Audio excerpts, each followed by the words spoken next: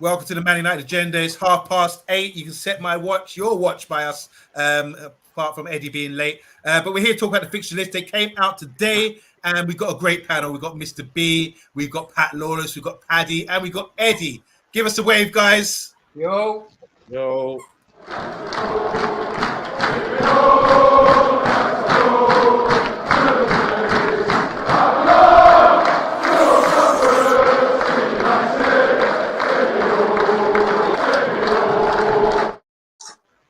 Yes, welcome to the Man United Agenda. My name is OMONDI Juma. Oh, God, it's been a beautiful day today, all up and down the country. I don't know about Ireland. We'll get on to you in a minute, Pat Lawless. But it's been lovely weather here, and tomorrow's going to be another scorcher.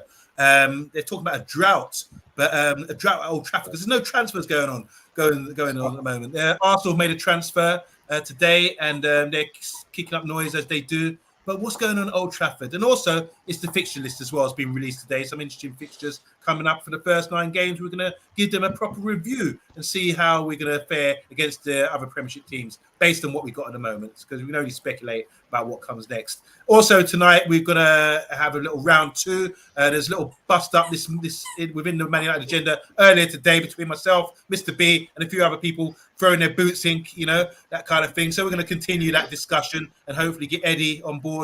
Eddie, I hope you're with me on this one. And all things James Garner, all things about the manager. So do you want to say hi to Mr. B? How are you doing? You still bruised up after what I did to you earlier today? I dodged everything you swung, mate. It's only because you're 6'7" and I'm 5'5" that I didn't get you with the uppercut. But don't worry, round 2's on its way, and I've got my judges here with me, so it's all good. Oh God, I'm looking forward to this. Pat Lawless, how was the weather in Ireland today? Was it raining? Overcast, a bit hot, but it's hot. It's not raining. That's the main thing. Good. And are you excited about the show today? Because we've got to go through, how do you feel about the fixtures coming out? I mean, are you excited about that? Does it sort of stir it all up for you? Yeah, a little bit happy, a little bit anxious. More happy to be on the Man United Agenda with Eddie and Paddy now for my first time, to be honest. Yeah. So down below you, with his red T-shirt. What happened to the green? But today you're wearing red for danger, and he's dangerous. It's Paddy. How you doing, bruv? All the way from I'm very Birmingham. well, thank you. Yeah, thanks to Monday. Thanks for getting me on tonight. Yeah, I'm really looking forward to a good panel. Some good stuff to talk about. Really looking forward, mate. Really looking forward to Monday. Looking forward, big time. And jumping on with you is the big man, Eddie. I've been watching your streams lately. Give me some good belly laughs. Hope you're going to bring that sort of banter here tonight, because we're going to have some fun. It's a light-hearted show about the fixtures. How are you feeling about the fixtures? You've seen them, haven't you? I was going to say that I'd like to bring some banter, but those fixtures, man. I mean, we're going to get into it, but I'm a little bit worried. You know what I mean? This is going to be a big test. But yeah, it's great to be on with you guys. A good panel on. Good to be on with Pat as well and Paddy. So, let's have a good show, guys. So, should we go see who else is in the house quickly? Because we've got wow, it's building up. We've got Mark Edmund in the house. We've got TalkMU, obviously. Bath Time, how you doing? Let's not talk about his news. The Glazers says Callum O'Connor's coming on the show tomorrow night. Going to be a debut for him. Box is in the house as well. Have I said Matthew Bassett? Box Solo is here as well. He's currently doing the dishes. Richard Herbert in the house. HD Gamers in the house as well. Mark Edmund. Guys, in the comments, we're talking about the fixtures list. It's come out today, and everyone's getting excited. I'm going to read out one comment here. It's from HD Game. It said, only way to get football back, football club back to the top, and it's protest at the pitch. It's to protest at the pitch every home match. Has everyone watched Arrow before you failed this club, the Glazers? So everyone's still going on about the Glazers. That's going to be part of our discussion later, because we hired a head coach. It's got nothing to do with the Glazers, I believe. Anyway, guys, the fixture list is come. I mean, we just finished the season, but here we go. Here is the famous fixture list for the Premiership season 2022-23, and this will be maybe the 10th year since we've won a title. Yeah. Yep, it would be 10th year, 2013. And what we're going to do right now, we're going to just discuss the first 9 games, because if you look at these 9 games, there's a few Liverpool and Arsenal and Man City stand out. Obviously, Leeds. We've got Brentford, Brighton, Southampton. So what we want to do, we're going to go through each match and assess, because there's no goings on at Man United, but try and assess what we'll be facing up against in the opposition, because this could be the greatest Premier League season ever. Anyway, everyone's getting better. So I'm starting off with home game, first game of the season against the mighty Seagulls, Brighton. I'm going to start with you, Mr. B. What's going down at Brighton? What have you heard at Brighton? Are you going to get weaker or stronger than last season? Well, at the moment they're weaker. Whether or not that's our benefit or not, but they buy well. They recruit very well. So if Cucurella does go, he's not going to go for cheap. They spent 15 million on him. I'm going to assume that they'll at least treble that. Man City tend to spend 50 million on defenders. Obviously, Basuma's gone to Tottenham. They will replace him. I'm quite confident. They've got a style of play that Potter's got them implemented. They just needed a striker to probably finish a little bit higher. We beat them 2-0 at home last season. I have no idea on Monday. It depends what happens in the transfer window, so I'm going to keep my things on these pretty brief. I have no idea what we're going to do, what team we're going to put out, if we're even going to buy any players, OMONDI, and whether or not our coach is able to coach the players that we won't buy and the players that are coached at the club will be able to do OMONDI. So a 2-0 win. This style of play is what I want to see. I want to see if we can implement ours on the game, especially as it's our first home game. Pat Lawless, what is their style of play from what you've seen from Brighton under Potter recently? Unfortunately, we found out the hard way when we watched Cucurella come down the left, cut on the inside and put it through, and they're good at getting the shots from outside the box. And obviously, we haven't got the strongest defence inside or outside the box. And they're a good team to watch. I've enjoyed them so far this season. But they're the two big losses that they've lost this year now. It's going to be, well, obviously they've lost Bassoon, but they haven't lost Cucurella yet. But for a team like that, that's two of their biggest players they've lost. It's going to affect them. So let's see what they bring in. I'd be intrigued to see what they get. Paddy, what do you reckon about Brighton's scouting and how they recruit players? They seem to bring these sort of young gems and sell them on money as they're doing this year. Yeah, I think Graham Potter, again, he's a Midlander, isn't he, up here? So he's a good manager, actually. And their display against us last year does say that they unearth those gems, don't they? And they've had a great season, haven't they, last season? Even if they lose maybe two players, who knows? They might not do. They might hang on to those players that they've got, like Cucurella and the other front players. So you never know. But I think that's going to be a tough one. I pencil this in for on my diary today, and I will be attending that match and obviously the other games as well. So that was one of the first ones that I'll be going to. So it'll be interesting to see from my seat how we will shape up and how we will. But I think Brighton, I've got a lot of respect for Graham Potter. He was muted this week to be the next England manager with Southgate possibly not leaving. So it'd be interesting. Be good. I think they're great. I think Brighton are very good. I do.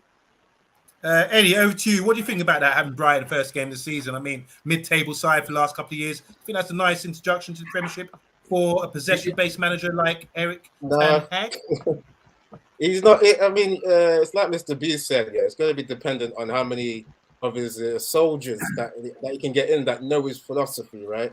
Because we've seen what this team does when they try. We had the dress rehearsal with Ralph, and we see them fail it.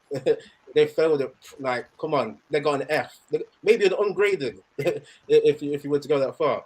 So I'm just looking at like the pre-season is the only possible saving grace. There's 6 games, right? United got Liverpool for the first pre-season game. I don't know why they've set that one up. That's going to be a big test. Then Melbourne victory. I think they're an Australian team. Then Crystal Palace, Villa, Atletico Madrid, and Rayo Vallecano. There's a few games in there where maybe the pressure might be a little bit off, like the ability of the other side might be off, like Rayo Vallecano. Maybe a chance to get some morale by they should beat a team that's weaker. But yeah, they're gonna have to do a lot of work in those games to fine tune, because we saw Brighton, man. I mean, I call them the B-Tech Barcelona, man, because the way they were popping the ball around, it was crazy, man. They pulled Man United's pants down in that 4-0. And Yeah, you guys are saying that they're missing Basuma and the Cucurella now, isn't it? So they've got guys that come in. They've got like people like Mwepu. I heard Pat saying that they're good from shooting outside of the box. Mwepu's good at doing that. Pascal Gross in midfield, Solly March. They've still got Lamptey. They've still got problems, guys. They've got only lost 2 players, but they've still got problems in that side to cause Man United trouble. So I'm not liking this. I don't know if the FA is trying to set up Ten Hag with this fixture list here. You know, I mean, we had a worst season last season. Can't the FA have put in some more minnows in there? You know, at least have easier games on paper. So overall, guys, I'm worried. All right, quickly, we're going to go for the next. So Brighton is an opening game, possession game team versus hopefully us, a possession team as well. I'm saying we're going to get 3 points there and start off as we need to go on. I think the atmosphere, the introduction to Erik, I think that will take us over the line. Who agrees? 3 points, guys? Positive 3 points. Yeah. I don't know, Monday, because again, we're going to talk about transfers. We don't get these players in, and we keep these comedians in this team. There won't be a win on that old day. I'm sorry, I'm being a hawk now, not a dove, and I'm really worried if we don't get these players in the door early for Ten Hag to work on. That Brighton game could become another banana skin. That's a worry. Well, so far it's me and Pat Lawless saying yes, a win. I'm just waiting for Mr. B to raise his hand. Hard. Eddie, come on, man. Opening day win. It's hard, man. You know? It's hard to predict. Like we're saying, we don't even have the signings yet. You know? Are we that down on our faces that we can't even predict a Brighton home win? The first game. Win. Wow. I'll say 2. Wow. All right, I'm going to move on. Because Brentford are next. We're away at Brentford. We've beaten them twice this season. They've got Christian Eriksen, obviously. Very good side. Really, done well. Mid-table for their first season in the Premiership. Nice little new stadium. Nice way of playing football. And they've been a bit of a surprise this year. No fear of relegation. What do you think about Brentford's season so far? Well, last season. And how do you think they're going to strengthen, or do you think they're going to drop off second season flops? I'll start with you, Mr. B. Second season syndrome, I'm hoping. And I hope it starts on the second game of the season. We did beat them twice last season. I don't see Brentford being an issue on Monday. I don't see Brentford being an issue. All right, fair enough. Eddie, let's go. Let's get through this. Eddie, I think this is the only one where I'd be a bit more confident, because like we're saying, I don't think they're strengthened that much. I heard Ivan Toney wanted to leave as well. They may lose him. They play some good tactics, like with their 3-5-2. They play like fluid. They have fluidity in the way they play. But we beat them last season 2 times. I reckon, it'll be a win. I reckon it'll be a win. Paddy, what do you reckon? Brentford away? Yeah, I'll go with. You're right about the second season syndrome. And I think Eriksen will leave Brentford. That'll be a big blow for them. And I think that they will. I think will be easy for us. I think it'll be quite. I think we'll beat them definitely this time. I think I think we'll drop off. They're a lovely family club, aren't they? But you see that if they haven't strengthened any signings coming, I think we'll do them. I think definitely. So that's 4-0. Over to you, Pat Lawless. You're going to complete it. Yeah, I'm hoping for another 3 points, lads. At the moment, the only transfers that Brentford seems to be doing is Eriksen, who's linked to Leave and to Man United and a host of other clubs, and Ivan Toney is actually linked to Everton at the moment. So, look, we should be hoping for our teams not to do well. We should be hoping for us to do well ourselves. And I can understand why the lads think we're not going to get 3 points in the first game. But what I'll say in the defence is that Erik Ten Hag did say in his first meeting, he said, I'll play my team and I'll set them up to the strengths of the team that I have. So I'm hoping that's the positive I'm going to take into the first game, that we're not going to get steamrolled over in the first 2 games, that we might do well. And hopefully that's where we'll get confidence for the first 2 games. Is that Ten Hag? Just quickly, I think we've been linked with Christian Eriksen. Is he still a player at 30 years old? Would he still be a good asset? Just quickly, yes or no, guys? Would you sign him? Yes. I would. Yes.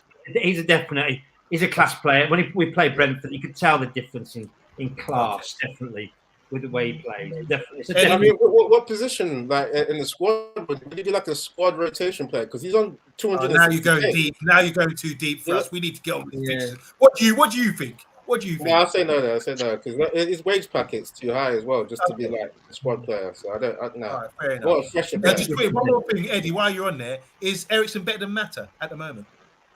Oh yeah, better than Yeah. Matt. He is. Matt's on 100K, fair right? I'm just saying maybe we can get that fresher player coming up for like a cheaper wage. He's on 260K, guys. That's massive. You know, So what just he's few on? comments. that are too high. Box is saying even Ranwick beat Brentford, so not concerned. Man United must fight for top 4 next season. Maybe not, says Mohammed. Bath Time saying Brentford will go down this season. Easy win. So he agrees with the panel. HG Gamer said we should beat Brighton. We're Man United. I don't know who was it. It was Eddie, Pat, Paddy, and Mr. B didn't agree with that.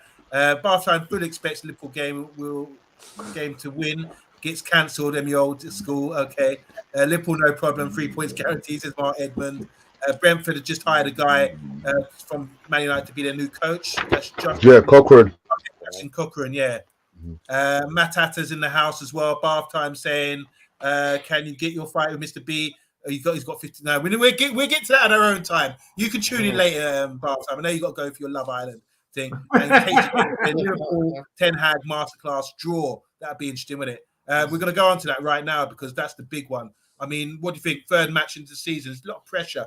We went to last time Liverpool came to Old Trafford.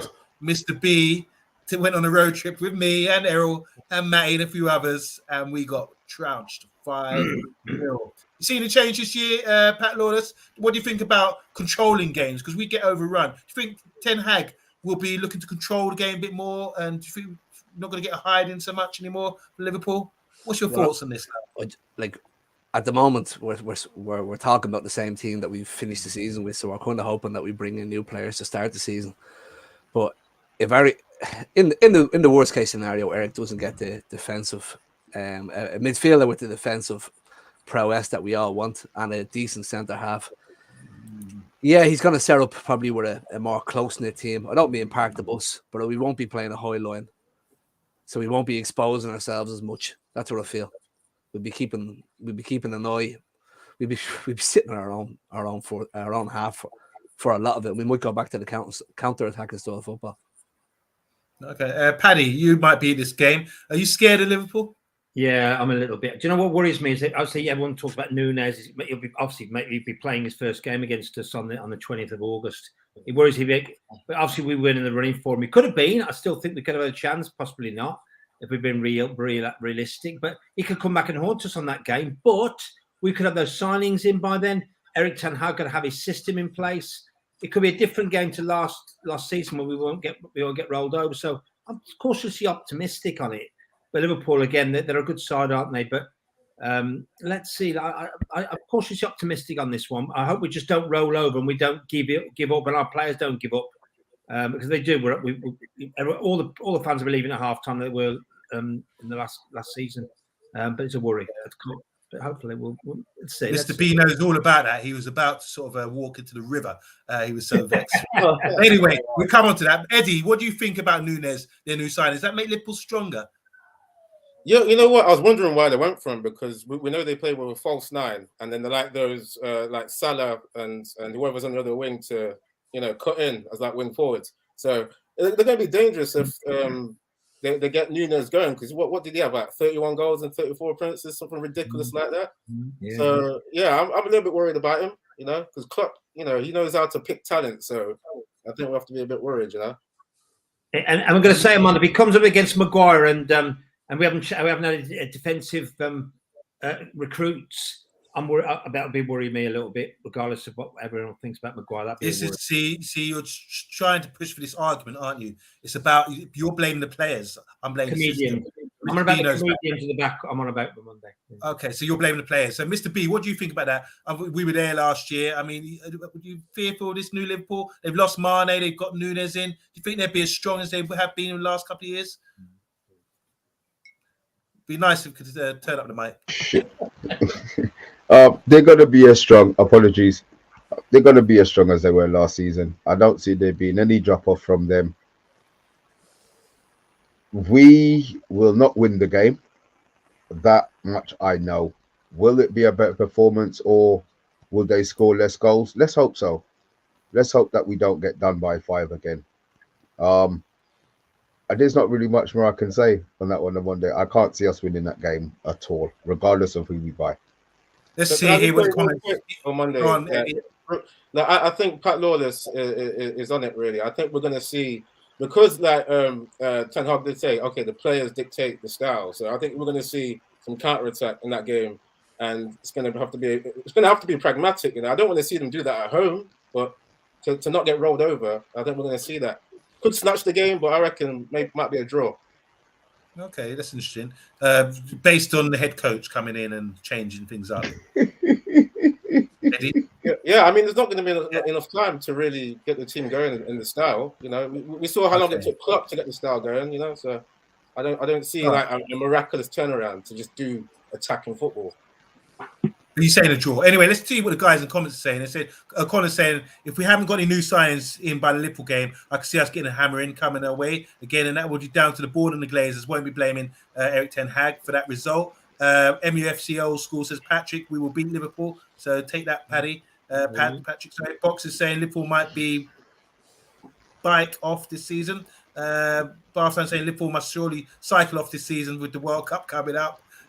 You know that he's trying to say there. Harry Maguire reckons he is scoring a hat trick on August the 20th, which is the Liverpool game. Okay. Matassa says bad season, bad transfer window. Entertaining 0-0. Ten Hag masterclass. Hopefully, says HD Gamer.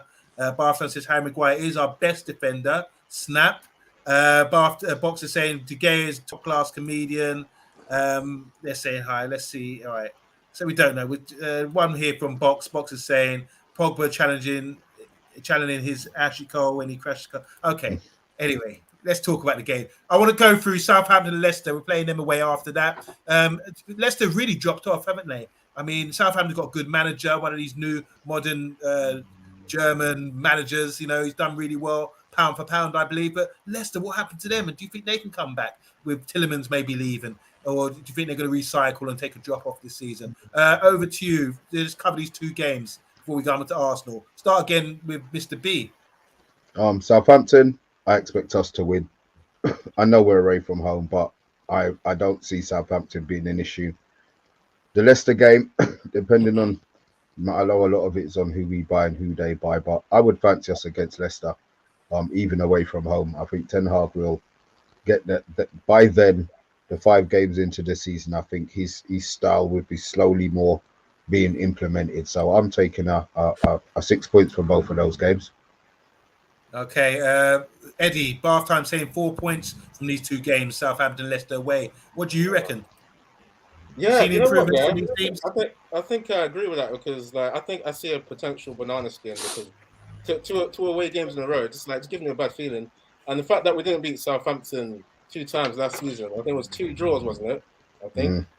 Yeah, they know how to play football, isn't it? Like they're quick transitions in midfield, like they're one-touch passing. Like they were giving Man United, like they were schooling them. So I see a draw for Southampton, and then because Leicester have like a drop off, but like we know they used to be doing like Champions League, or tried to get into Champions League. They were in and around it for a couple of seasons, and then they just really had a big, they just receded. So I reckon they won't be good this season. You know, I reckon they won't. So I see a win there. I reckon we'll catch them out. So MUFC Old School, this is to you, Paddy, says Southampton will be 3 points, 1 point at Leicester, and another 3 points at Arsenal. We'll come to that. Do you agree with your buddy here? You know what? We always have these disagreements when we meet up before the games in the pub, and we're always at odds with each other. He's my mate. But what I'm going to say to you, I think Southampton, I think we'll beat Southampton.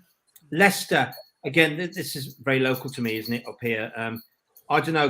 The manager does a good job there, but I think that it'd be a difficult one there. Point, yeah, possibly a point. But if we get off to a very good start, Brighton, with everything that's coming on with new signing, that momentum could bring us into this game, and I think we could possibly beat Leicester. Arsenal, well, I don't know. Leicester have strengthened, haven't they? Well, we'll do. And if we don't, it could be a difficult one for Arsenal. You know, it really could. But I'm hopeful. I think, but Arsenal again could be a point. Yeah. Okay, so a comment here from Mark Edmond. This one's for you, Pat. He's saying, I think Leicester are dropping off this season. Didn't they drop off already last season, Leicester? What's wrong with Leicester at the moment, Pat? Wilfred Ndidi was a big loss to them. Tielemans I think Tielemans suffered because he wasn't there. And it's just like the same with our midfield. We have certain players for certain positions, but unless we have that counterpart working beside them, that's going to help them out. They're struggling. So I think Pat, though, Brendan Rodgers is a good manager there, and I think they've always unearthed again some players that we haven't even heard of. I think he does a great job there. I think Pat will make a difference. Yeah. Well, it's the same with Southampton. We're playing Leicester and Southampton, and they're two good teams, but it all depends on who turns up on the day. Like that lad Ward-Prowse, he could score from anywhere outside the box, and if he gets a good goal, Southampton are so defensively well set up at times, they could just shut us down. And I'd hate to see what happened last season where Southampton scored before the first half outside the box. They shut it down for the second half, and then we end up in frustration for the rest of the remaining of the 90 minutes. So that's the only. What's a tough game out of these two away games? Then do you reckon if Leicester are dropping off and Southampton sort of leveled up, guys? To me, I think they're equal. Right. Unless Vardy turns up for Leicester. Yeah. There's rumours today. What do you guys think about the rumours about Ward-Prowse coming to United? It's been rumoured about him coming in. Mr. B's sign. I mean, is he a sort of Paddy's as well? Yeah. All right, we'll leave that alone. Because at least we'd have like someone for set pieces, you know. You know what I mean? What do you think? I mean, Eddie's talked about set pieces all the time. What do you think of him as a player, though? Do you see anything in him as a player? To be honest, I think he's average as a player. I mean, he's got a good pass on him, and that's pretty much what I've seen, to be honest. So not really. We should be going for Ward-Prowse, great free kick taker at Southampton stuff, but not the standard of Man United. So we need a little bit better than that. My view. Feels like a great player in a small club. Yeah. Here's Bath Time saying, indeed, he was one of the worst midfielders in the Premiership. No players recorded worse passing statistics in the last 15 years than him. Ola Kunle saying Vardy was also out for the main part of last season. So something's going wrong there with Leicester. Tielemans, someone said he only plays for 60 minutes. But HG Gamer says Tielemans is likely to go to Arsenal or somewhere else, talking to Box. So now we're coming on to Andy Herbert's favourite team and the team that beat us last season but failed to get top four, even though it was in their grasp, and that is the mighty Arsenal. We are playing them at home this time. Dave made a signing today called Vieira, left-footed Porto, sort of number 10-ish, sort of left winger kind of thing. He's a tidy player, a bit like the player we're in for. What do you think about the signing? They're making moves, aren't they? All these Portuguese-speaking players, also in for Jesus as well, and a few other players. They've got a bit of money to spend, and they've got a bit of momentum. Are you fearful of Arsenal, Mr. B? I'm always fearful of Arsenal on Monday. It's the team that I want to beat the most in the league, and it's the team that burns the most when we don't beat them. Yeah. We're at home. Ten Hag style should be done. The transfer window would be closed. I would be expecting whatever we've done to be implemented by the time we play Arsenal. I wouldn't be expecting much more than a draw, if I'm really honest. Eddie, what do you think of Arsenal last season? Did you see any sort of? They seemed to be up and down, didn't they? They were sort of coasting at one point, and then they'd lose 3 games in a row. Do you like what you see in their development? Yeah, I mean, even though because at the start of the season they were bad, weren't they? They lost 3 in a row. Or was it 4? It was something like ridiculous where they were in the relegation zone. I miss the old Banter FC. They're the ones who started this whole Banter FC stuff. I miss them, but and when I was seeing Arsenal play some good football in that second half of the season, I was almost crying because it just made me feel like another team that's ahead of Man United that's playing good football. So I'm like Mr. B. I think I'm a little bit worried. You know, I can only think back to what Pat is saying. You know, Mr. B. I don't think that this whole Ten Hag's possession play is going to be calibrated in just a small amount of games. I don't see it. I reckon we might see some more counter-attack in this game. We might have to respect that Arsenal play quick transitions and all of that stuff.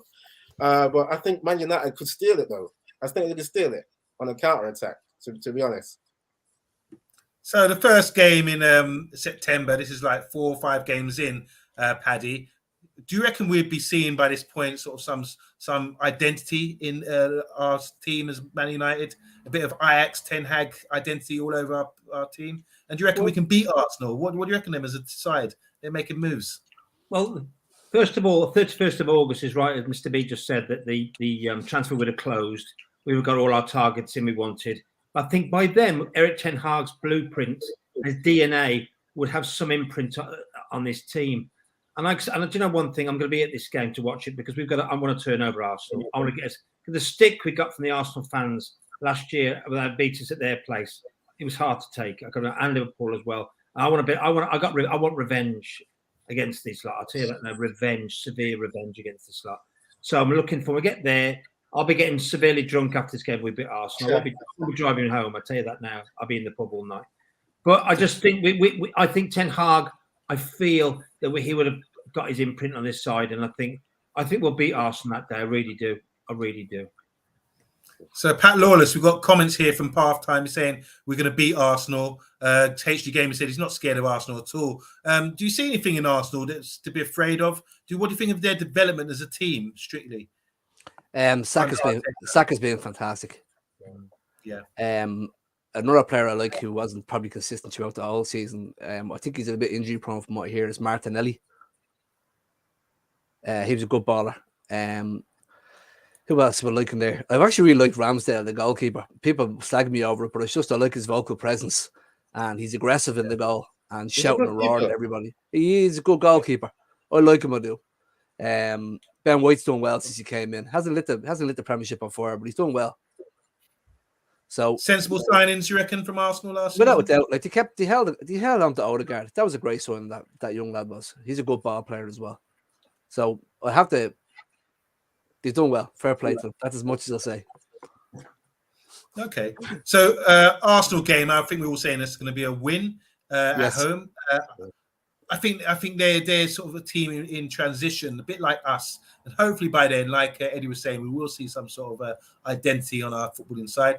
We play Southampton and Leeds in between that. Anything to say on these two games, guys? Not Southampton, sorry. Let's go back to the fixtures. Crystal Palace Leeds. Crystal Palace Leeds. Any worries there? Because after that is the big one, the big derby. No, that's Crystal Palace know how to play football as well. This is the problem, that there's so many guys on that fixture list that have their philosophy with their manager implemented, and we've seen it last season. We've seen they've had the practice, and we've got these guys, these prima donnas that have to be conditioned within 6 pre-season games, and then get going after facing Liverpool and Brighton. Crystal Palace was similar to like a Southampton or a Brighton in the way they do like possession now. They're not the old Roy Hodgson outfit that defend, counter-attack. So that's going to be a tricky one. And is it an away game, right? It's a away game for us, yeah, correct. Away game. Okay. Yeah, we just lost to them too. I reckon it'll be a draw for that one, guys. Anyone else want to shout out before we go on to City on these two games? Or do you agree with what Eddie's saying there? Yeah, I think we'll struggle with Palace. I think Patrick Vieira's done a great job there, hasn't he? And we did struggle against them last season. I think that he's the difference. I think they'll be as good as this season coming up. Definitely. That's without Gallagher though? I still think they'll be good, Palace. Okay, fair enough. Still got Zaha.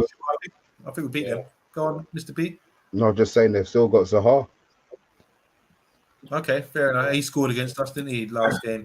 Yeah. All right, now we're going to come on to City. Now, do you think like this is after 9 games playing City? It's not bad, is it? I think we can really by then have a show and sort of discuss how we're getting along at that point. I don't know how we're going to be. We could be on our faces, or we could be quite optimistic going into that game. So, Manchester City, obviously, they've made some signings. Do you think they'll be stronger? And let's talk about their signings this year and how these players are going to fit in. So they've got the guy Alvarez from River Plate, who's sort of like a floating forward who can move the ball, good with on the ball technique and just drifts across the front line. Very good player from what I've seen. And they've also got Haaland as well, which is a bit of a monster coming to the Premiership. Are you guys excited to see him playing in Premiership, even though it's for our rivals? And do you think he's suited to Prem? Do you think he's get a goal a game under City? Do you think he'd be tapping it in? How does he fit in? There's so many question marks here about City. And that's really City's the benchmark for us. So let's go. If you want to speak, let's go. We've seen his physical specimen, man. I mean, the guy's is a colossus, man. This guy's going to add that physical side to Man City's game that they've been needing, because we know that Pep likes the plan A, but now he's got that plan B. I mean, we might even see some games where Haaland doesn't start. It'll be like they'll try the tiki-taka with the small forwards, and then when it's not working, bring a Haaland up so you can put them crosses in. And we know Haaland, come on, look how big he is. He's going to be getting some headers. So I, in the isolation, yeah, I'd be excited to see him, but he plays for Man City, so it kind of compromises the excitement, you know. He's going to be helping them, and possibly they're going to be doing a proper Champions League win, you know, with that. It looks like the final jigsaw. So I'm happy. Smaller players have pushed their centre halves over last year, so let's hope they all go to the gym and get their confidence back for next year. Yeah, it's hoping. There's a lot of hope there. But in terms of the result, yeah, I'll just say this. I'll end on this. In terms of the result, I can only see United pretty much parking the bus. You know, just I don't know. I mean, what is it? Paddy was saying maybe if we get some good momentum going, then like it may be good. Man United may have some confidence, but I don't see it. I don't see it. Okay, can I say something to you? Go ahead. We brought Ten Hag in to play a style of football, and all I've heard from Eddie is play counter-attack and sit back and counter-attack. I'm just going off his logic, you know, because come on. Yeah, but then haven't we employed a manager for his philosophy, for his style of play, for waiting for him to implement this? So then why, after 9 games into the season, is he changing it for 3 games because it's a team that we've already been humped by and we expect to get humped by anyway? I don't understand. If we were having this conversation on the 31st of July, and we could possibly have brought in a few players by then, we might be having a different conversation than how we're having now and how the first 9 games gone. I just think we're all a bit hurt at the moment at the fact that we're going into the first preseason game and we haven't signed the sausage yet, you know. But hold on, because we're going to move on to the big discussion here. So you're saying here, Pat, because we haven't signed players, that you're disappointed. Is it all about signing players, or is it about bringing the coach in to work with the players and develop players? That's the big question mark that's about the whole show. That's going to be the theme of the next 20 minutes, which we'll be going into. But let's talk about the Man City game. I think, Mr. B, you made a really good point there. Does anyone think Erik ten Hag will come in and use his philosophy and just stick with his philosophy, game in, game out? Or do you think he will adjust it, compared like playing a team against City, for example, who might have more possession? Or do you think you have to sort of change things, tweak things against teams of this sort of caliber? I'll start with you, Paddy. Yeah, do you know, I want to go back to I did say momentum, didn't I, Eddie? And MUFCL said there will be momentum because we got off to a good start. And I said, I've got to be positive, not negative. You're quite correct. If things go really well, and we go into that Man City game with a bit of momentum, and Ten Hag brings his style of play, you know, it could be a really interesting game, I think. And I really do think, and maybe have a few new players, which I hope we will. God, hopefully. So I think it'll be a different game to last season. We'll be at their place as well, be at the Etihad. So we could give them a bit of a game, mate. I mean, if we can get a draw, but my worry then is our defenders against someone like Haaland and their style of play. That's, you know, you don't want Mr. Mistake at the back there giving the ball away against Haaland. I mean, it destroys us. But I'm really hopeful that Ten Hag will have that momentum and have his style of play and will bring that forward in his philosophy. We can have a bit of a different game on that day. Pat Lawless, I'm going to get you to finish up here. Man City, what do you think about them? Do you think they'll be stronger than ever? What do you reckon by this point, 9 games in? Do you reckon we'll be comfortable enough to sort of give them a little something? Yes, I hope, but that's a big fat hope. So my biggest concerns for next year is that Erik ten Hag is going to be working this squad hard, and the squad is going to be stretched, and we're going to be picking up injuries, and I just don't think we're going to have players in reserve to be able to handle them. That's what I think. We're not prepared for them. One more thing, and yeah, Pat brought this up earlier as well. Ten Hag said the players will dictate how he sets up, right? And Mr. B, we're seeing what they've done last season. I don't know if you guys are thinking this is going to be a miraculous preseason and then they're going to really build momentum in these games. I'm not sure. I'm just really not sure because of the evidence I'm going off of, you know? So, yeah, I mean, I hope I'm wrong. I hope they can, you know, these players can ignore last season and actually through a get conditioned during the preseason and actually turn on. That's the hope there, isn't it?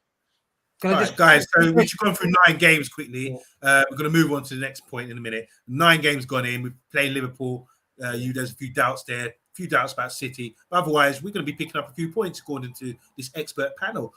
Brighton, Brentford, possibly. Mr. B shaking his head. Crystal Palace, Southampton. These are all winnable games. Leicester as well. So we could be up there, like in the top half of the table for sure. It's not going to be disastrous with the team we've got so far. And that's not to say the bonus prize of maybe some transfers coming in, which will please Mr. B and Pat Lawless there, because they mentioned those 2 points.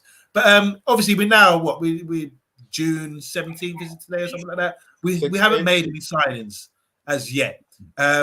So my thing is, let's just talk about this big fight we had earlier, because me and Mr. B were having a conversation on the phone call, and the discussion went like this. We were talking about the frustrations of fans, because obviously other teams are getting players in, they're getting excited. Oh God, let's see them, just go on YouTube and look at their highlights, what they're going to do for us, getting excited. There's nothing happening at Man United at the moment. Now, what we need to decide here, are the players good enough, for one? All right, this goes out to all of you. Are the players good enough? Is it the system that failed us last season, or are the players still decent? What is the role of head coach? What's his purpose? And what does this have to do with the Glazers? So is it the players' fault? Is it the system? Is it the Glazers? What do they have to do with the head coach down and what we see on the football? Like I said, we can't speculate. We can't speculate what goes on about the transfers, who's not making the right decision, who's not putting their finger out. But what we can do is watch the games. So from the head coach down, and the head coach is the first man to get sacked if things don't go right with what we're watching, what we pay our money for on the pitch. So is it the players? Do you see Ten Hag improving the side from his coaching, because that's what he's here to do? And we must admit he is a good coach with what he's done with limited resources and players at Ajax getting far in the Champions League, that kind of thing. Where do we go from here, guys? Because this Mr. B was sort of saying something different. Do you want to just give your argument, Mr. B, what you were saying? Because you were blaming the players. If we could hear you. We've seen the damage that the players have done to managers' reputations at the club when they decide that they don't want to do what the manager's telling them to do. Ranić, for example, came in, I'm going to play the high press 4-2-2-2, got everybody excited. After 3 games, he realized, these players ain't running 4-2-3-1. After 3 games of 4-2-3-1, the players decided they want to play 4-2-3-1, but they want to play it their way, which meant that nobody wanted to run forward and nobody wanted to pass to a single player in their own team. When he went 4-3-3, again, they decided they didn't want to play it. So, yes, I understand that certain players go away on international duty and are coached to a different standard. My whole opinion on it is that there's players in the team who do not have the basic fundamentals to play in a Ten Hag system. We've got players who will rather run 30 yards with the ball and then pass the last 20 because they're sure they can pass the 20 yards instead of passing the 50 yards first time. It's little things like that I don't think can be taught with the players that we've got at the club. And I do believe that in certain positions, spinally in the team, we need a change. All right, who wants to jump in on this and put the boots in? Because he's talking about the players not good enough. Don't the players have to be coached to develop? Paddy, you had your hand up. You can go. Yeah, I think it's a difficult one. I mean, Roy Keane talked all last year about players not being root, not having the DNA or having that big, that big thrust in these games to get the games by the scruff of the neck and go for it. Some of them gave in. So part of me says they can't be coached. They should be, because the 2 top managers those players are playing to their philosophy, aren't they? Which is really hard. But you're right. Some of these players may not have the DNA or have that standard to go a bit further. I mean, you're right. It's Roy Keane again. I'm sorry to bring him up again. You look back on the bus. You look again. Are these players going to win us a league? And you look at a few of them. I won't name because it'll upset a few people. But they're not, are they? That may be the problem Monday for me. Eddie, look at the bubble. It says, what is the role of head coach? So we're blaming players, but the head coach can go to sort of like a low league conference team or a third division team and coach these guys to get results. So what's the role of a head coach, and is it the players to blame? Yeah, we know what a head coach does. I mean, like even in like our walks of life, if you go like remember back to your school life, you know, you have a coach in the PE. He tells you the fundamentals. He tells you all the drills you need to be doing, you know, to learn certain sports. We know the head coach got to be purely tactical, picking formations, you know, working with the fitness team, get you conditioned to play those tactics, all of that.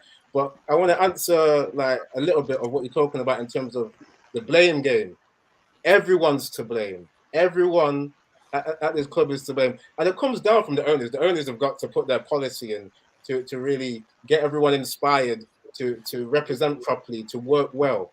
We know it's just a commercial entity and the tactics have been neglected. I mean, in terms of the players, they're to blame, yeah? But then we've got to look at the fact that this Man United club said, we're going to change our philosophy halfway through a season. We've got all these counter-attack players, and you're having a good time playing a low-energy counter-attack last 2 seasons. You got third and second, but then Ole, and it's got to be maybe influenced by Murto as well. They decided to get Varane, Sancho, and Ronaldo. Oh, let's switch to possession when there was no conditioning done. So the players have actually been a little bit victimized by that process. No conditioning done. And then we saw it in the Liverpool game. Ole tried to press with that team. And we saw the likes of Wan-Bissaka get completely exposed. People were getting just their pants pulled down. So Ole, he tried to do tactics when he didn't even know how to do the drills. It kind of reminds me of Southgate on Tuesday. He tried a 4-3-3 against Hungary. Look what happened. I was watching the whole game.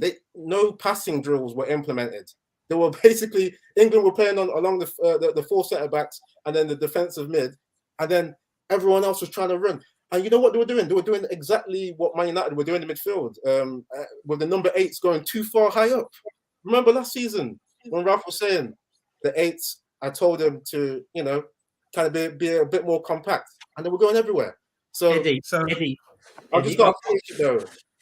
Eddie, Solskjaer and Southgate to me, mate, are on the same level, mate. And I won't that's the point I'm making then. So, Eddie, refer to the bubble. What's the role? You're talking about what's going wrong with Southgate, with England, with all these things. But what's the role of a head coach? Why have we employed this guy then? Is he the guy to fix these problems? Yeah, it's going to take time though, because the football he plays is high energy. Yeah? I'm going to end on this point then, so I can let other people speak.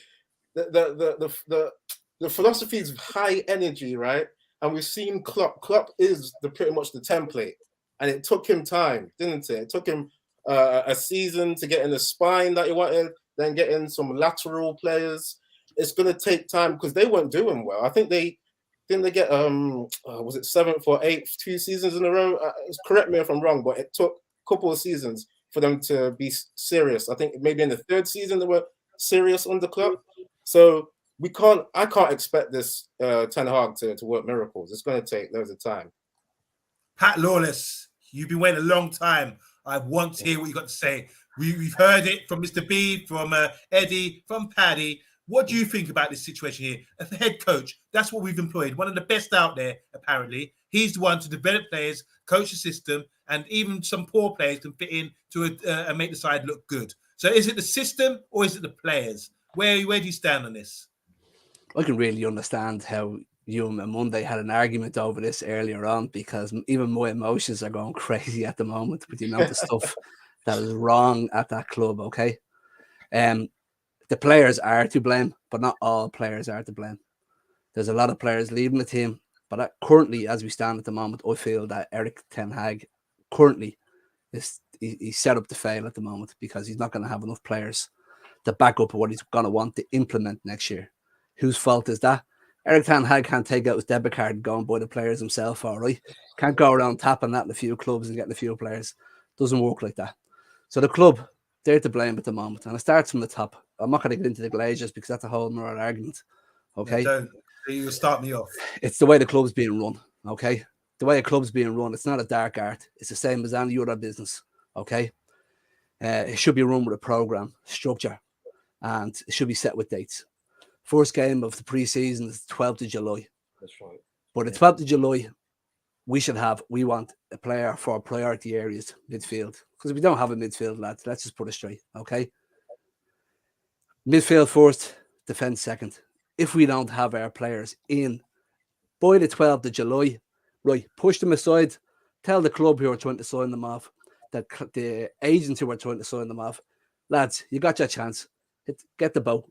We're moving on. Right, let's go with option B. This now means by the second game, which would be, I think it's the 20th of July, we should have our option Bs bought for the positions that we need. And Erik can start working with players that he needs to implement his style going into the new season. Otherwise, he's set up to fail. Okay? Now, after the 12th, if he doesn't have the 2 or 3 options, it's a mess. And I can keep going here, lads, but I can feel my hands twitching and my anger levels growing. But that is, we're set up to fail. That's it. Unless he do it. So at that point there, you're saying that no matter what players, how great he still needs help. Beginning of the season, he's going to need help. Is this what we're saying here? 100%. Because you can only work with the scraps I give him, Mr. B. Right. Yeah. On Monday, your argument was slightly different earlier on in regards to that. You're saying that he should have time to look at the squad and be able to coach those players, even if we buy nobody. You're going to tell me that the team that we have doesn't need improving in certain areas of the team. Look, I'm just a host here, so I don't really want to put my argument out there. But if you Put want to go, I'll rip off my shirt and we go again round 2. Because I'm fed up with what I just heard. Yeah, that's right. You sit in the host seat and you ask me questions. Round 2, right, let's go. Let's go. Before you go on Monday, let me say one thing, if you don't mind, because I know you're ready to go. You're ready to go. All right. I can understand why they are holding out for Frankie de Jong. That's fine. Okay. But they haven't tried to sign any other players in the meantime. And that's what I think is bad organisation by the club. And it's another thing that stems down. But on a positive note, they could have mutual agreements in place. And maybe we're all just panicking slightly. But once bitten, twice shy. I do think sense of panic here. I do think that because we're not signing anybody and we expect as a big club, let's sign people. We have to look at it this way. Since Fergie left, we've been signing.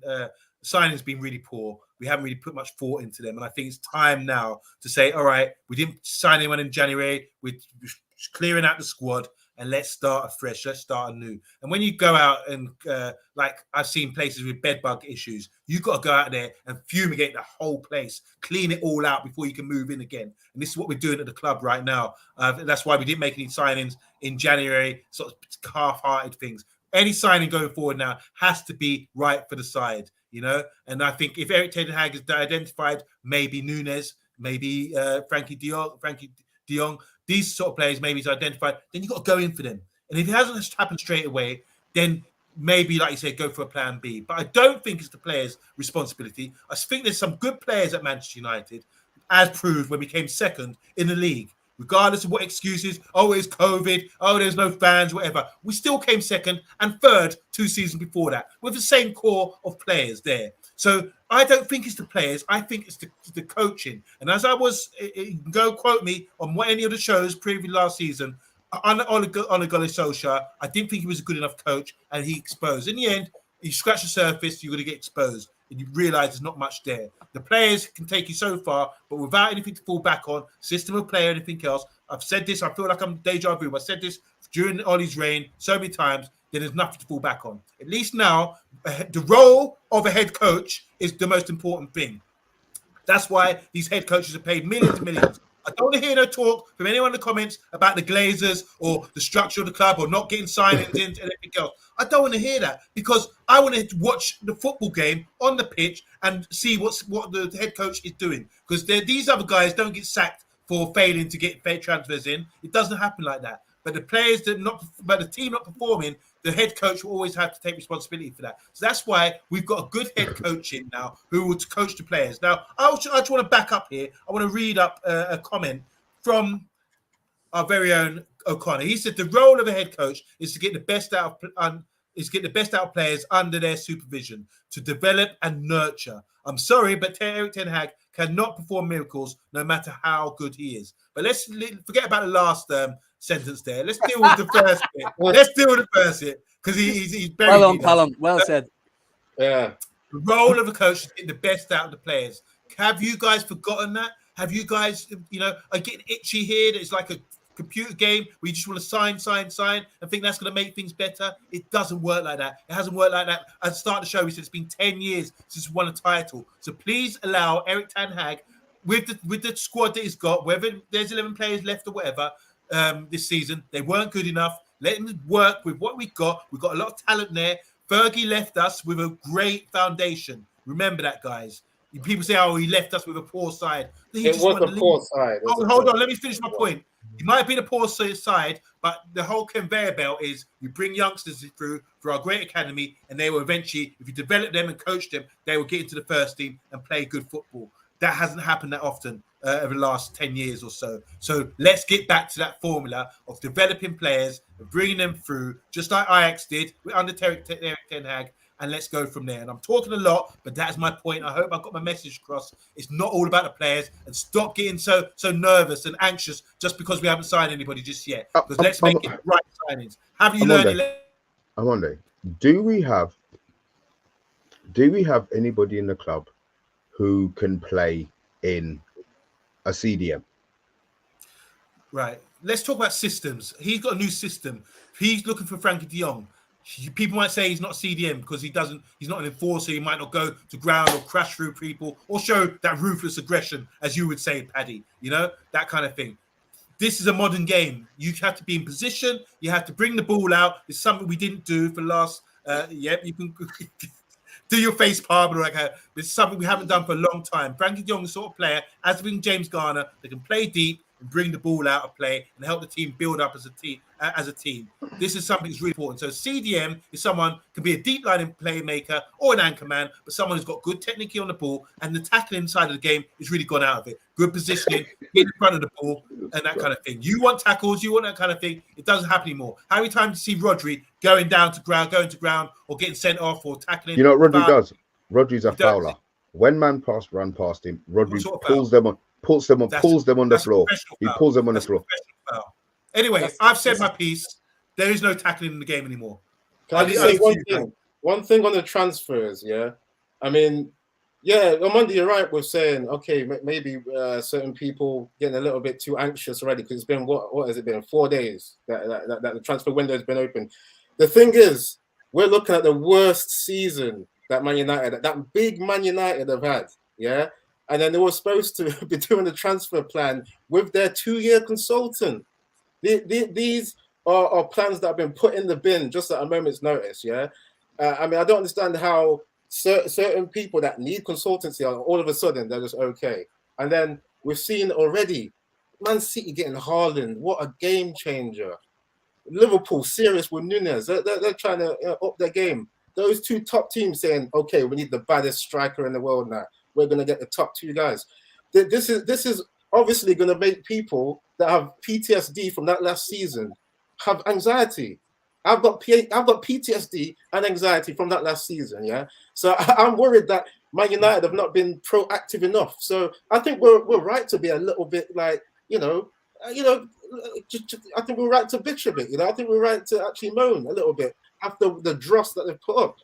But it's up to them.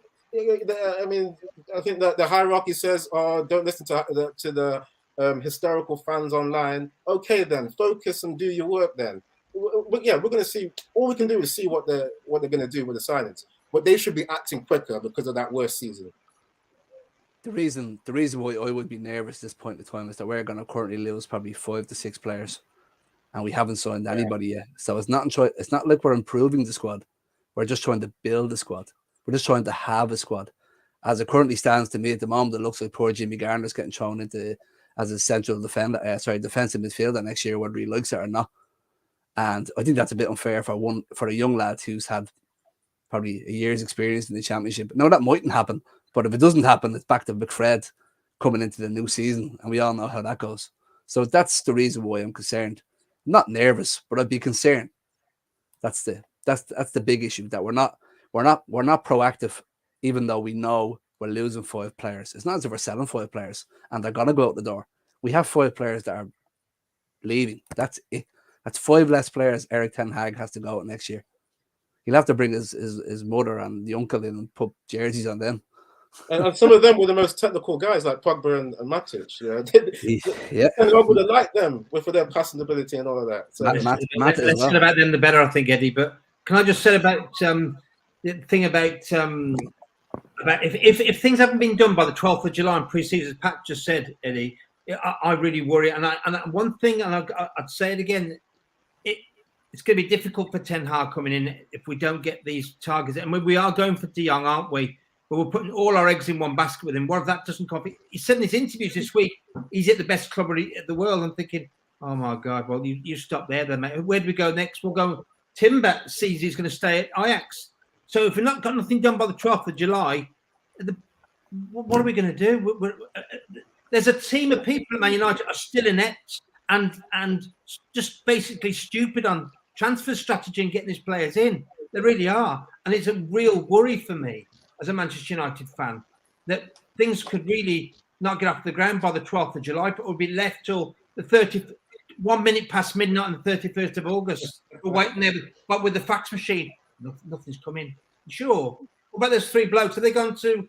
Yeah, we sent those 3 men off on Ryanair over to wherever to get. Atletico, is it? Yeah, exactly. Well, there'll be a strike on, obviously, but so it is a concern. You have no faith in the coach. We've got in this coach. The best signing we've had. Hold on, the best signing we've had all window is the coach. Something we've needed for a long, long time. Okay, but he hasn't got enough players. You guys coming on the channel. You guys come on the channel saying, "Oh, it's the players." Well, here's a coach who can structure the players to play properly, and you're going to see a new Maguire, a new Luke Shaw, and all listen, hold on. You know, last season. Let's talk about Luke Shaw. You know, last season you called him Luke Shawdinho, okay, because he was performing, okay, and then he dropped. So is he finished as a player? Does that mean he's no longer an international player? Does that mean he's no longer a quality player? No, he just needs the right system and the right confidence. This is what you got to do as a coach. It's not just about systems; it's about pushing people's buttons, knowing how to get the best out of them. I saw a quote from Angel Gomez the other day where he nearly cried because Mourinho called him out in front of the whole dinner table and said, "You were effing this. You didn't do this right, that right," in front of the whole team. But really, it was a way of motivating him. He didn't realize it at the time. So different managers have different psychological ways of getting the best out of players, and that's the job of a head coach. Now, Erik Can I ask you quickly? Will be doing the same. Ask him. You guys, Luke Shaw's not finished. Maguire's not finished. Even Martial, he's not really finished. It's just about all the things that have gone wrong is because we've had no structure and no good coaches. The players are shit. Yeah, exactly. They are. The players have played poor in a poor system. That's the problem. One question, because he can't make them all good, Amandi. And I was just about to ask Pat. Can I ask Amandi this? Yeah, you can't make them all good because there's motivation, and then there's having to change someone's specimen. And I'm talking about Maguire. What's his physical attributes? Can't run fast, and I don't know, a little bit clumsy as well.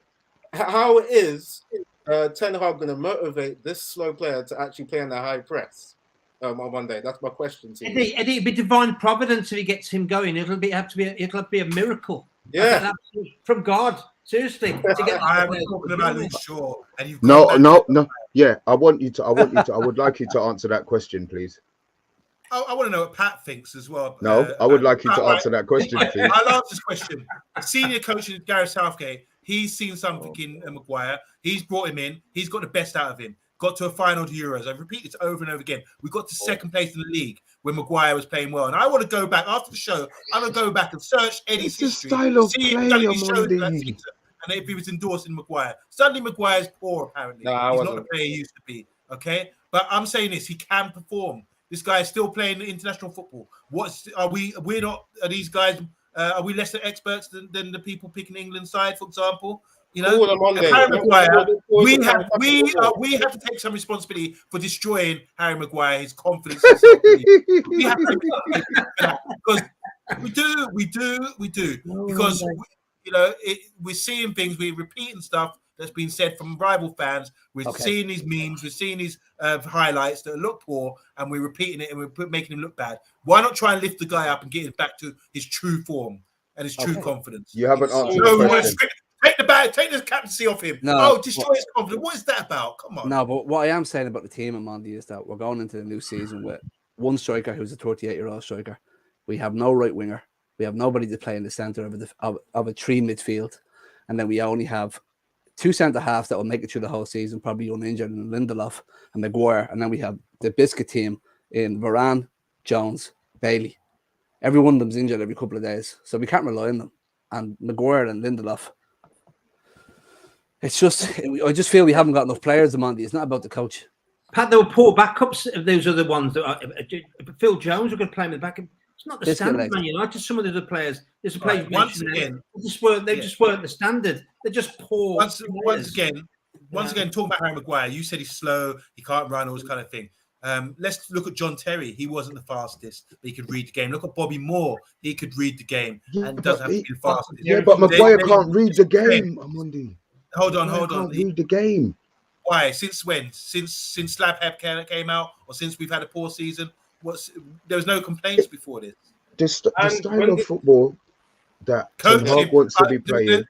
The catalyst here is the coach. Bringing in a coach who can fit this guy into a system where we can be some more secure. That's the main thing. We're going to have more possession of the ball. We're going to be more comfortable. Harry Maguire can get back to his sort of bringing the ball out and bring it down, have a bit more comfort. Let's stop getting rushed so much and stop worrying about the midfield giving the ball away ahead of him. What did you call the midfield ahead of him last season? Mr. B? It would be Mac Etheridge, wasn't it? Yeah. Okay. Yes. Why was that? Because they kept giving the ball away. We couldn't string two passes together and kept putting pressure on the defense. So it's all about coaching. This is my point. Leave the coach. We're panicking here. Eddie wants to jump in. I know he wants to jump. Yeah. I was going to say a quick point, because that would only work with Maguire, if we had 100% possession, and we don't concede any counterattacks. What's Maguire going to be doing when the ball's played over his head and he's going to chase it, and then Broja from Southampton's running?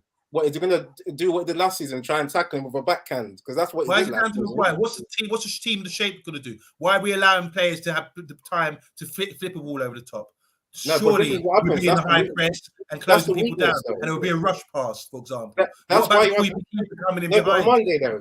you have quick centre backs, because that is the weakness of the high press, right? Is that ball you leave a lot of space in behind, so you can't be having slow guys trying to run. Do you believe? I'll ask it to Pat. Pat, do you think the majority of strikers or forwards are quicker than the general centre backs?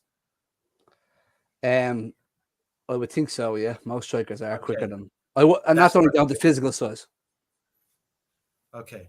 That's one advantage they've always had in the Premier League. So that's why, as a defender, you need to be able to read the game and position yourself in situations, drilled over and over again to be able to sort of manage these situations. It's not just down to Harry. The defense is a unit. And I want to just shout here to Brice, who's a defender, one of the best centre-backs in amateur football, veterans amateur football. I'll give you that for Brice, even though you haven't seen me play yet. But he would say the same. What do you think, Brice? Is it about a unit as a centre-back, as a defence unit?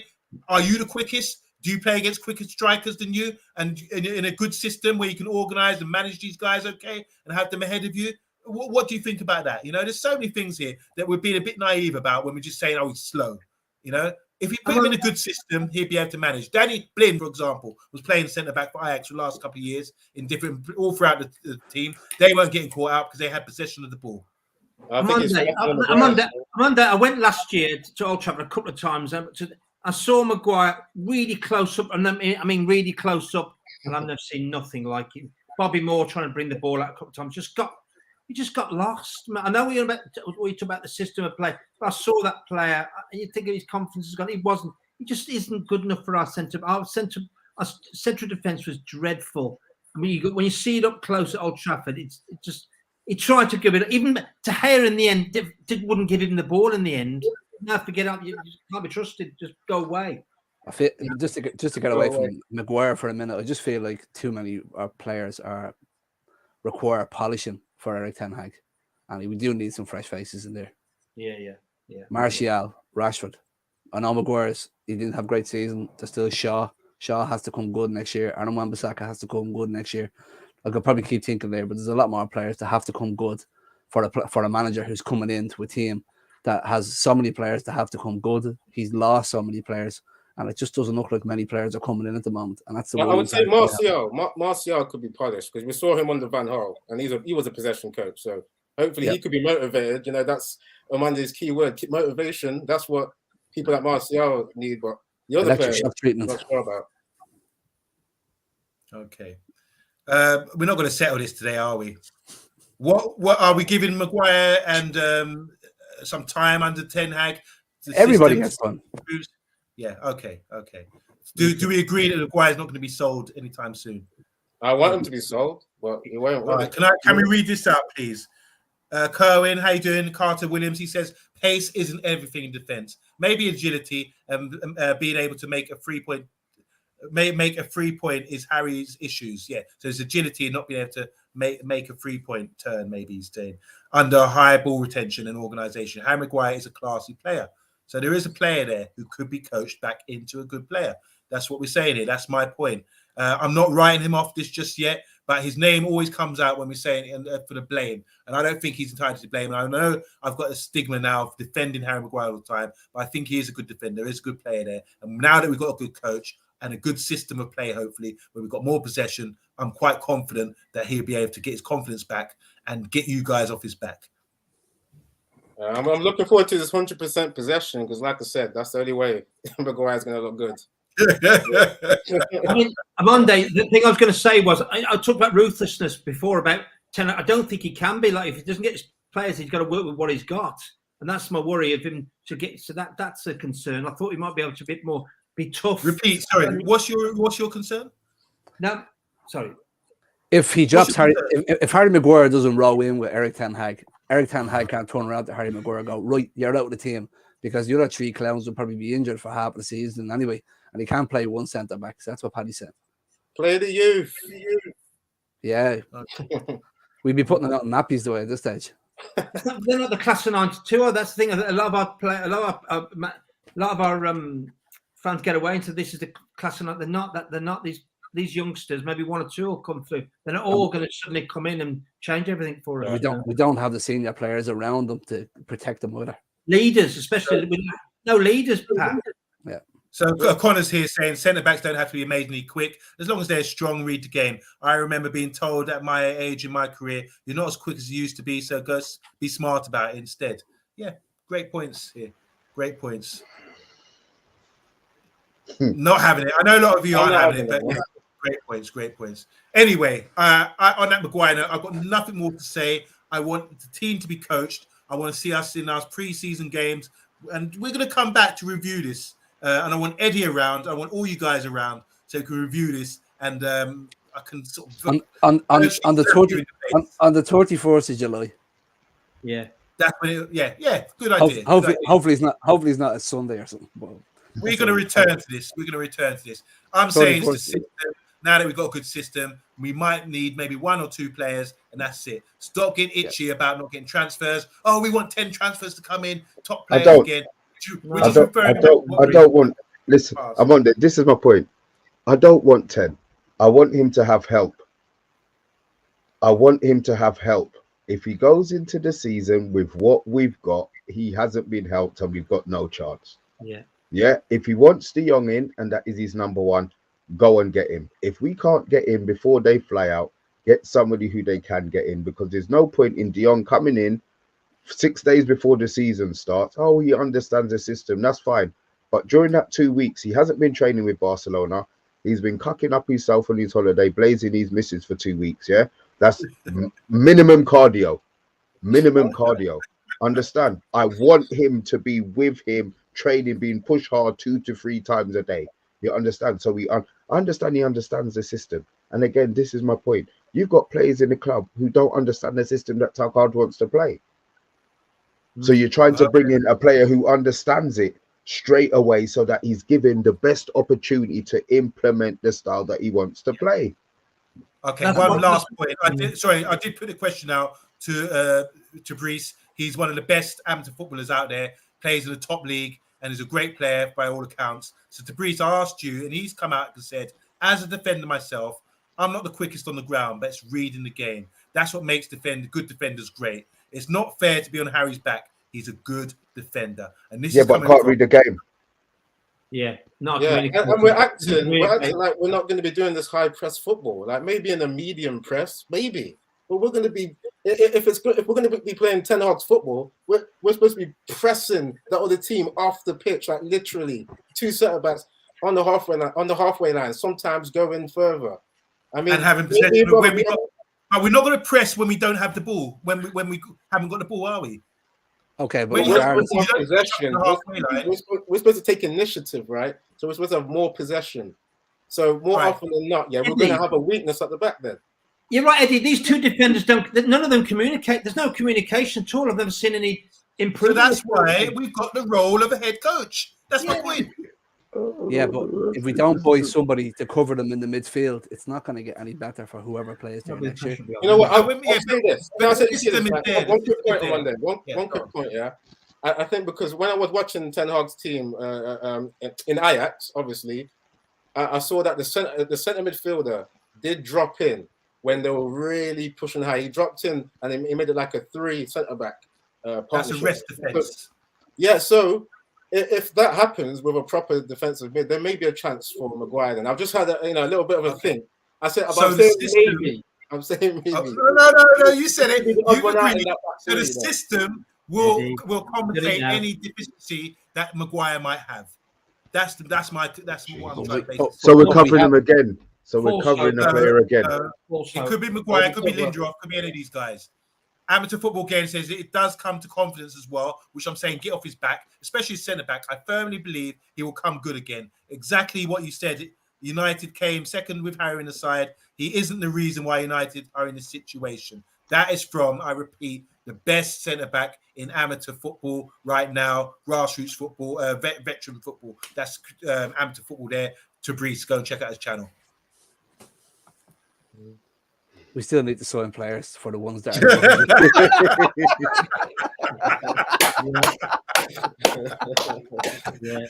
Let's call a truce. Let's call a ceasefire. No. We will return to this. Because I know Mr. B is breathing heavy right now. And, I'm sweating over this. I'm sweating too. All right, let me just say, come on, there's so many comments here. I'm sorry we couldn't go through all the comments, but some really good comments coming through. Want to say hi to Savage. How you doing? This is good. Welcome. This is the content we want, lads. Good stuff. And big up to you. Thanks for that. Make sure you subscribe because we will be going back to this point and other points as well about Man United. Obviously, the greatest centre-back in grassroots spectrum football. That would be Brice. I'm close behind, mind you. Obviously, one of the best wingers in Vets football as well. That would be bath time with Vaughan. I want to see you play one time. And I want to, I'd have you in my pocket, Vaughan. I'll put it out there right now. And Ola Kunle, Brush as well. Kevin, Kerwin, sorry. Great conversation. Lambert as well. Thank you for contributing. Mark Edmund, JR, Matty, Vincent. It's been fantastic tonight, don't you think? Emma's contributed some great assists with comments as well. O'Connor, we'll see you tomorrow night. Make sure you give me a WhatsApp, O'Connor. I asked you earlier to message me. Steve H in the house. Big up to you, Steve H. Welcome to the channel. MUFC Old School was here as well. Any other shout-outs, guys, you want to put out there? We had some more content, more stuff to talk about. We're not. We're going to end it here because we're going to save it for tomorrow. And Mike Morgan, big up, bruv. Big up. Welcome to the Man United agenda. Last word, summary. We talked about the fixtures. Obviously, we've had a heated debate here about what style of football we're going to play. Is it the players' fault? Are we going to get off the players' back? And after 20 minutes, we all agreed that I was right. So we've that. Is this a dictatorship on Monday or what? Yes, it is. Yes, it is. I'm back in the hosting chair. I would have said that before. before, but Mr. B flung me back in the chair. So, You know what? Yeah, I miss Errol. I miss Errol as the host. I'm messing about. We're gonna sign out now. So any summary, any throw it out there. You got something to say? Say it now. Forever hold your mouth. Mr. B Vex. Maguire's slow and won't get fancy next season. That's my summary. Pat, are you still frustrated, or we wound you up even more? Yeah, O'Connor's name is Callum. Callum. Sorry, Column. As in a column. Close enough. Okay, I'll go with that. Paddy, how you feeling? You fuming? You got a bit red faced. Yeah, you're not driving down to London. I need to kick my ass. Good discussion. I love it. You know I do. All I'm worried about is that we our transfer strategy is going to go wrong, and I'm cautiously optimistic that look, Ten Hag is class. I'm coming in. I'm 100% behind him. I really am. But I'm cautiously optimistic about the transfer strategy. I hope it comes off. But let's see these dates. These dates, and it's World Cup year as well coming up. So that these players are going to want to be in this in the England team, aren't they? So they're going to have to really push for these. So it might be a pull for them to play well for us. Eddie, it's been great having you back on the show. Do you want to just summarize quickly what we've gone through today and your final thoughts? Yeah, I mean, we're really going to have to wait for this transfer window to really, just really look at how this team can improve. It was really hard to talk about those fixtures at the end because, things are going to change, hopefully for the better. But the role of the head coach should be to motivate the team, improve what he can improve there. So I'm hoping to see that. We've got to see that. I don't think it will be on the magician level because I think maybe on Monday you might be thinking that, But Maguire, I hope he does well. I say all these negative things about him, but I want Man United players to do well at the end of the day. So I'm just hoping we'll get some transfers. And thanks for having me on the show. And finally, to Mr. B, are you willing to accept it's a truce here, it's stalemate, a draw? If you take your mic on, we can hear what you got to say. Look, I look at it like this. We had 5 people on the panel and the other 3 agreed with me. So if we're going by it being a democracy, then yes, it's a draw, OMONDI.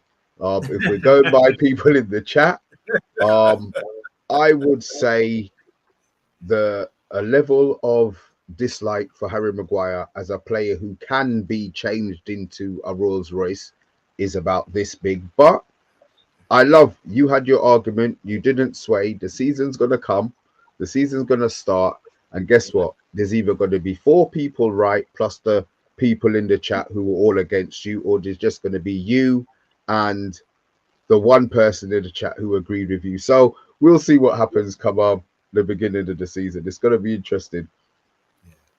Well, we're going to sign out now. I mean, it's been an interesting show. I don't think we solved anything here. We were just speculating, like we say. Let's hope for the best. I think just give us a couple of dates here, Pat Lawless. The preseason starts on 27th of June.